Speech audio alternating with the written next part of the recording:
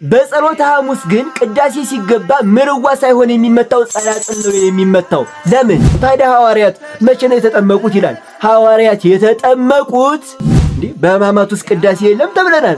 ታዲያ ሐሙስ ለምን ይቀደሳል? ለምንድን ነው በወይራ ቅጠል የምንታጠበው ሲባል ወይ ከሩቅ ብእሲ ነው። ሩቅ ብእሲ ማለት ተራ ሰው ማለት ነው። ተራ ሰው ነው። አምላክ መስሎ የነበር እኮ በጸሎተ ሐሙስ 3 ጊዜ ይቀደሳል። አሁን ክርስቶስ እንደው መጸለይ ኖሮበት ወይንም ፈርቶ ምናምን አይደለም። በዚህ ቀን የሚገርማችሁ በማጉሊያ ራሱ አይቀደስም። የበግ የላም የፍየል ምናምን ስጋ ነው። ታዲያ ክርስቶስ የደቀ መዛሙርቱን እግር ያጠበው ለምንድን ነው ሲባል ስለ 4 ነገሮች ነው።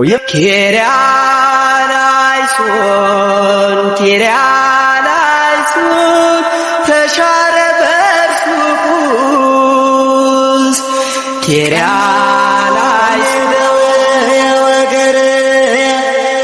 በስመ አብ ወወልድ ወመንፈስ ቅዱስ አሃዱ አምላክ። ውድ ኦርቶዶክሳውያን ውድ የቻናሌ ተከታታዮች ሁላችሁም እንደምን አላችሁ? እንደምን ከርማችኋል? ሰላም እግዚአብሔር ከኔም ከናንተ ጋር የሚሆን እኔ ደህና ነኝ። እኔ ልጃችሁ ደህና ነኝ። እናንተስ እንደምን አላችሁ? እግዚአብሔር ይመስገን ደህና ነን ማለታችሁ እንዳትረሱ በልባችሁ ማለት ነው።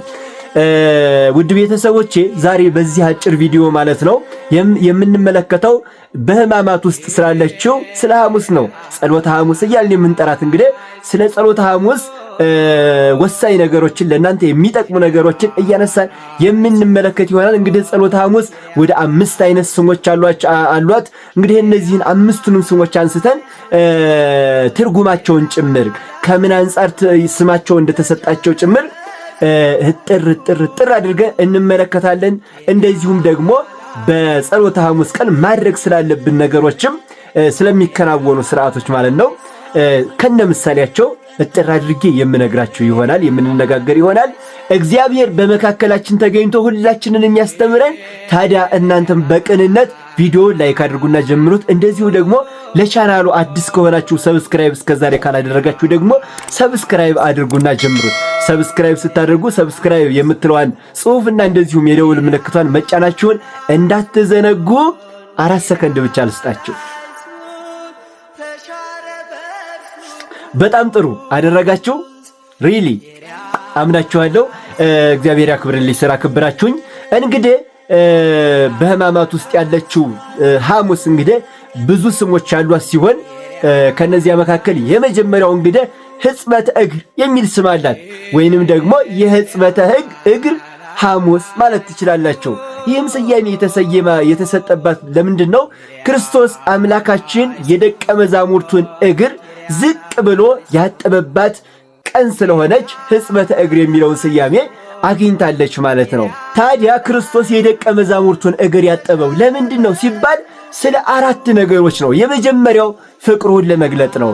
ፍጹም እንደሚወዳቸው ፍቅሩን ለመግለጥ ለደቀ መዛሙርቱ ፍቅሩን ይገልጥ ዘንድ እግራቸውን አጥቧል። ምክንያቱም ምን ሲላቸው መሰላችሁ? እንኳን ሌላውን አካላችሁን በመሪ አዋራ የሚነካውን እግራችሁን እንኳን አልንቀውም ሲል ፍጹም ፍቅሩን ለደቀ መዛሙርቱ ሊገልጥ ማለት ነው። አቧራ የሚነካውን የሚራመዱበትን እግራቸውን ዝቅ ብሎ አጠበ ማለት ነው። ፍቅሩን ለመግለጥ ነው እግራቸውን ያጠበው የመጀመሪያው ምክንያቱ። ሁለተኛው ደግሞ ትሕትናውን ለማሳየት ነው የደቀ መዛሙርቱን እግር ያጠበው። ምክንያቱም እሱ ሰማያዊ አምላክ ሲሆን በኪሩቤል ጀርባ ላይ የሚኖር ሲሆን ኪሩቤል ሰረገላዎቹ የሆኑለት አምላክ ሲሆን ዝቅ አለና የፍጡራኑን የደቀ መዛሙርቱን የተማሪዎቹን እግር ዝቅ ብሎ በማጠብ ትሕትናውን ገለጠላቸው ማለት ነው። ምክንያቱም እሱ ምን ብሏል? እኔ በልቤ ትሑት ነኝ ያለ አምላክ ስለሆነ ትሕትናውን ደግሞ በተግባር ገልጦ አሳያቸው። የደቀ መዛሙርቱን እግር ዝቅ ብሎ አጠበ፣ ትሕትናውን ገለጠ የተባለው ለዚህ ነው። ስለዚህ ሁለተኛው ምክንያት የደቀ መዛሙርቱን እግር ያጠበው ለምንድን ነው ሲባል ትሕትናውን ለመግለጥ ነው። ሶስተኛው ደግሞ ምሳሌ ለመሆን ነው። የደቀ መዛሙርቱን እግር ያጠበበት ምክንያት ክርስቶስ ሶስተኛው ምክንያት ምንድነው አልኳችሁ? ምሳሌና አርአያ ለመሆን ነው። እንደውም እኮ በዮሐንስ ወንጌል ምዕራፍ 13 ቁጥር 12 አካባቢ ጀምራችሁ ስታነቡ እናንተ መምህርና ሊቅ ትሉኛላችሁ፣ ጌታና መምህር ትሉኛላችሁ። አዎ አልተሳሳታችሁም፣ ትክክል ናችሁ፣ እንደዚሁ ነኝ እንደምትሉኝ ነኝ። ነገር ግን አለ እኔ መምህራችሁ ስሆን ዝቅ ብዬ የእናንተን እግር እንዳጠብኩ እናንተም ደግሞ ለበታቾቻችሁ እንደዚሁ አድርጉ፣ እርስ በርሳችሁ እንደዚሁ አድርጉ። ይሄንን እኔ ያጠብኳችሁ አለ ምሳሌ ሰጠኋችሁ ይላል ቃል በቃል ወንጌል ላይ ማለት ነው። ስለዚህ ምሳሌ ለመሆን ነው፣ አርአያ ለመሆን ነው። ምክንያቱም እነሱም እንደዚሁ ለበታቻቸው ዝቅ እንዲሉና ትህትናን እንዲላበሱ የክርስቶስን አርአያ እንዲይዙ የትህትናውን አርአያነት እንዲይዙ ማለት ነው። ለደቀ መዛሙርቱ አርአያ ለመሆን እግራቸውን አጥቧል ማለት ነው። ዛሬም በቤተ ክርስቲያናችን በጸሎተ ሐሙስ ማለት ነው ከፓትርያርኩ ጀምሮ የበታቾቻቸውን እግር ያጥባሉ። ካህናቱ የምእመናኑን ያጥባሉ። እንደዚሁ ጳጳሳቱ ደግሞ የካህናቱን ያጥባሉ፣ የበታቻቸውን ማለት ነው። ምክንያቱም ምን እያሉ ነው? ክርስቶስ ሆይ አንተ የደቀ መዛሙርትን እግር እንዳጠብክ የአንተን አርአያ ይዘን እኛም የምእመናንን እግር እናጥባለን፣ በአንተ አርአያነት እኛም ደግሞ የበታቾቻችንን እግር እናጥባለን ሲሉ ዛሬም ሕጽበተ እግር እንደምታውቁት ሐሙስ ቀን በቤተ ክርስቲያን እግራችንን በካህናት እጅ እንታጠባለን። የዚያ ምሳሌ ነው፣ የክርስቶስን አርአያነት ስለያዙ ማለት ነው። አርአያ ለመሆን ነው። ሶስተኛው የደቀ መዛሙርቱን እግር ያጠበው። አራተኛ ደግሞ ለሐዋርያት ልጅነትን ወይንም ደግሞ ጥምቀትን ለመስጠት ነው። አሁን አንዳንድ ሰው ሐዋርያት መቼ ተጠመቁ? ጥምቀት ለድህነት አስፈላጊ ነው። ታዲያ ሐዋርያት መቼ ነው የተጠመቁት ይላል። ሐዋርያት የተጠመቁት በጸሎተ ሐሙስ ነው። ምክንያቱም ይህ አጠባ ዝም ብሎ እንደ ተራ አጠባ አይደለም። የክርስቶስ አጠባ ይሄ እንደ ተራ አጠባ እንዳልሆነ የምታውቁት በምንድን ነው ካላችሁኝ፣ ጴጥሮስ አልታጠብም ብሎ ነበረ። አልታጠብም ምክንያቱም እንዴ እኔ ደቀ መዝሙር የጌታውን እግር ያጥባል እንጂ እንዴት ነው አንተ የኔን እግር ታጥብ የሚገባው? እምቢ ብሎ ነበር ጴጥሮስ እንደምታውቁት። ታዲያ ምን አለው? እኔ ካላጠብኩ ክርስቶስ እንዲህ አለው ለጴጥሮስ፣ እኔ ካላጠብኩ ከኔ ጋራ እድል ፋንታ የለህም አለው።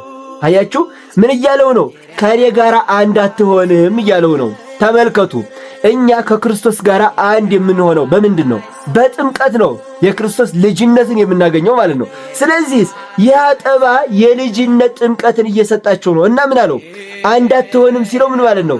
ልጅነትን አታገኝም። ምክንያቱም ይሄ አጠባው ጥምቀት ስለሆነ ለደቀ መዛሙርቱ ጥምቀት ያገኙበት ልጅነት ያገኙበት ስለሆነ ይህ አጠባ ማለት ነው ከኔ ጋራ እድል ፋንታ የለህም ሲል ገልጦታል። ስለዚህ እድል ፋንታ የሚያሰጠው ደግሞ ከክርስቶስ ጋር እድል ፋንታ የሚያሰጠው ምንድነው? ጥምቀት ነው። ስለዚህ ሐዋርያት ልጅነትን ጭምር ያገኙበት ነው ይህ አጠባ ማለት ነው። እና የክርስቶስ እግራቸውን ያጠበባቸው ምክንያት አራተኛው ምክንያት ልጅነትን ለመስጠት ነው፣ ጥምቀትን። ምክንያቱም ሐዋርያት የተጠመቁት በጸሎተ ሐሙስ ስለሆነ ማለት ነው። አንደኛው የሐሙስ ምንድነው አልኳችሁ? ሕጽበተ እግር፣ የእግር የመታጠብ ሐሙስ ትባላለች። ሁለተኛ ደግሞ የምስጢር ቀን፣ የምስጢር ሐሙስ ትባላለች። የምስጢር ቀን የተባለችው ለምንድን ነው ካላችሁኝ፣ ክርስቶስ ምስጢረ ቁርባንን ለደቀ መዛሙርቱ የመሰረተበት ቀን ስለሆነ ምስጢረ ቁርባንን ከዲያብሎስ ሰውሮ ለደቀ መዛሙርቱ ምስጢረ ቁርባንን የመሰረተበት ቀን ስለሆነ ነው የምስጢር ቀን የተባለችው። አይሁድ ፋሲካቸውን የሚያከብሩት ልክ ከአይሁድ ከግብፅ በወጡበት ስርዓት ነው። ከግብፅ የወጡት በምንድን ነው? በበጉ ደምና እንደዚሁ በጉን አርደውና እንደዚሁም ደግሞ ቂጣ እየበሉ ነው የወጡት አይደል? ልክ ፋሲካቸውንም ሲያከብሩ በግ ያርዳሉ፣ ቂጣ ይጋግራሉ እና የበግ ስጋና ቂጣ እየበሉ ነው ፋሲካቸውን የሚያከብሩት። ክርስቶስን በምሴተ ሐሙስ ይህንን ለደቀ መዛሙርቱና ክርስቶስ ከተመገቡ በኋላ ከዚያ ይህንን የኦሪቱን አሳለፈና ማለት ነው የሐዲስ ኪዳን መስዋዕት መሰረተ። ምንድነው እሱ? የክርስቶስ ስጋውንና ደሙን የመሰረተበት ቀን ነው። እናም ሲመሰረቱ ምን አላቸው ለደቀ መዛሙርቱ? ንስኡ ብልኡ ዝውእቱ ስጋዬ ዘይትፌተት በእንተ ኃጢአት ዓለም። እንግዲህ ይህ ነገ በዕለት ዓርብ ላይ የሚቆረሰው ስጋዬ ነውና ህብስቱን አንስቶ ነው እኮ እንዲህ የሚላቸው፣ ይህ ስለናንተ የሚቆረሰው ስጋዬ ነውና ነገ የሚቆረሰው ስጋዬ ስለሆነ እንኩ ብሎ ሰጣቸው ለደቀ መዛሙርቱ። እንደዚሁ ጽዋውንም ማነሳና ይህ ስለናንተ ስለ ዓለም ኃጢአት በመስቀል ላይ የሚፈሰው እውነተኛ ደሜ ነው እንኩ ጠጡ ብሎ የሐዲስ ኪዳንን የምስጢረ ቁርባንን መሰረትና ለደቀ መዛሙርቱ ሰጣቸው። ደቀ መዛሙርቱም ከሰጣቸው ህብስት በሉ፣ ከሰጣቸው ወይን ጠጡ ማለት ነው። ስለዚህ ምስጢረ ቁርባንን የመሰረተበት ቀን ስለሆነ የምስጢር ቀን ይባላል ማለት ነው። ሁለተኛው የሆነ ሶስተኛው ደግሞ የሐዲስ ኪዳን ሐሙስ ይባላል። የሐዲስ ኪዳን ሐሙስ ለምንድነው የሐዲስ ኪዳን ሐሙስ የተባለው ሲባል የኦሪቱን መስዋዕት አሳልፎ የሐዲስ ኪዳንን መስዋዕት የመሰረተበት ስለሆነ ነው። የኦሪት መስዋዕት እንደምታውቁት የበግ የላም የፍየል ምናምን ስጋ ነው። የሐዲስ ኪዳን መስዋዕት ግን የራሱ የክርስቶስ ስጋና ደም ነው። ስለዚህ ያንን አማናዊ ስጋና ደም የሰጣቸው ደግሞ መቼ ነው? የጸሎተ ሐሙስ ቀን ነው። ስለዚህ ይህ ሐሙስ የሐዲስ ኪዳን ሐሙስ በመባል ይታወቃል ማለት ነው። ሶስተኛው ይሄ ነው። አራተኛው ደግሞ የነጻነት ሐሙስ ይባላል። የነጻነት ሐሙስ የተባለው ለምንድን ነው ሲባል ክርስቶስ ለደቀ መዛሙርቱ በዕለተ ዓርብ የሚቆረሰውን ስጋውንና የሚፈሰውን ደሙን ሰጥቶ ስለ ዓለም ይህም የሚሆነው ስለ ዓለም ኃጢአት ዓለምን ለማዳን እንደሆነ ስለተናገረና ነጻነታችን የታወቀበት ቀን ስለሆነ ማለት ነው። ክርስቶስ ስጋውን ቆርሶ ደሙን አፍስሶ ዓለምን ነጻ እንደሚያደርገው ነጻነታችን የታወቀበት ቀን ስለሆነ የነጻነት ሐሙስ ይባላል ማለት ነው። ስንተኛው ነው? አራተኛው ነው። አምስተኛው ደግሞ ሁላችሁም እንደምታውቁት የጸሎተ ሐሙስ ይባላል። ጸሎተ ሐሙስ ማለት የሐሙስ ጸሎት ማለት ነው።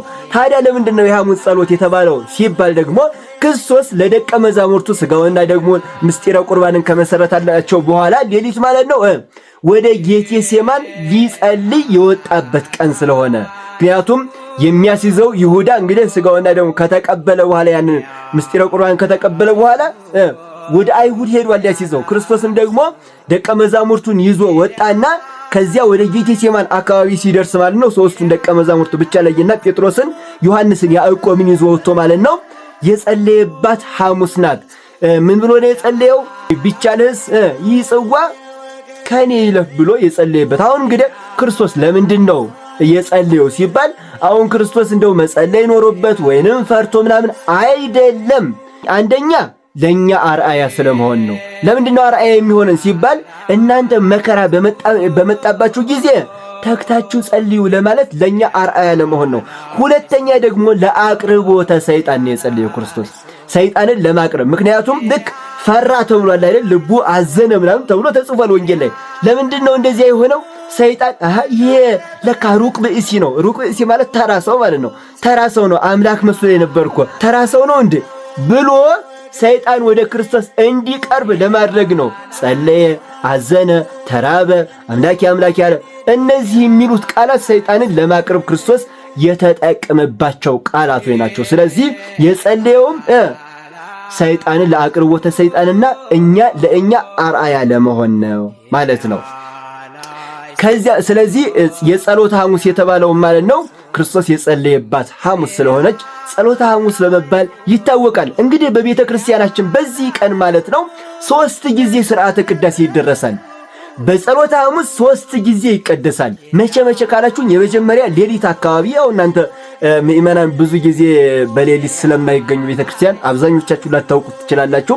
ነገር ግን በሌሊት ላይ ኦሬዲ ከ9 ሰዓት አካባቢ ሌሊት ላይ ሥርዓተ ቅዳሴ ይደረሳል። ልክ ለክርስትና የሚደረሰው አይነት ሥርዓተ ቅዳሴ ሌሊት ላይ ይደረሳል። ከዚያም በኋላ ደግሞ ልክ ሕጽበተ እግሩ ከመከናወኑ በፊት ምን ይደረሳል? ሥርዓተ ቅዳሴ ይደረሳል። እንደዚሁም ደግሞ ዋናው ቅዳሴ ደግሞ እንደዚሁም ምእመናን የሚቆርቡበት ማለት ነው ሥርዓተ ቅዳሴ ቀን ላይ ይደረሳል ማለት ነው። ስለዚህ 3 ጊዜ ይቀደሳል በዚህ ቀን። እናም በዚህ ቀን ምን እናደርጋለን? እግራችንን እንታጠባለን በክርስቶስ አርአያነት ማለት ነው። ካህናቱ የኛን እግር የምእመናንን እግር ያጥባሉ። ለምንድን ነው ሲባል የክርስቶስን አርአያነት ለመያዝ ነው። እንደዚሁም ደግሞ የምንታጠበውም በወይራ ቅጠልና በወይን ቅጠል ነው። የወይራና የወይን ቅጠል ነው የምንታጠብበት። በቅጠል ነው ያው እንደምታስታውሱት። እና ለምንድን ነው በወይራ ቅጠል የምንታጠበው ሲባል ወይራ ጽኑ ነው። ነገ በዕለት ዓርብ ጽኑ መከራን እንደሚቀበል ለማጠየቅ፣ እንደዚሁም ወይን ደግሞ በምስጢረ ቁርባን የተመሰረተበት ስለሆነ በወይን ቅጠል ወይኑ ደግሞ ደሙን ስለሚያመለክት ማለት ነው። በወይን ቅጠልና በወይራ ቅጠል በእነዚህ ምክንያቶች እንታጠባለን ማለት ነው። በዚህ ቀን የሚገርማችሁ ቃጭል እየተቃጨለ አይደለም ቅዳሴ የሚገባው። አሁን በዘወትር እንደምታውቁት ቃጭል ይመታል፣ መረዋ ይባላል። እሱ ይመታል።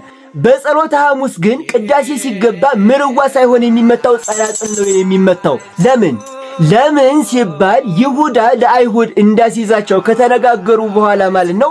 አይሁድ ወደ ክርስቶስ የመጡት በቀስታ ስለሆነ ያንን በዚያ ምሳሌ ማለት ነው።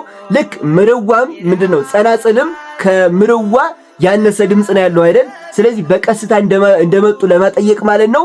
በጸናጽል ይገባል ቅዳሴ ማለት ነው። እየተንሻሻ ጸናጽል የሚሻሻው እንጂ ደውል አይመታም።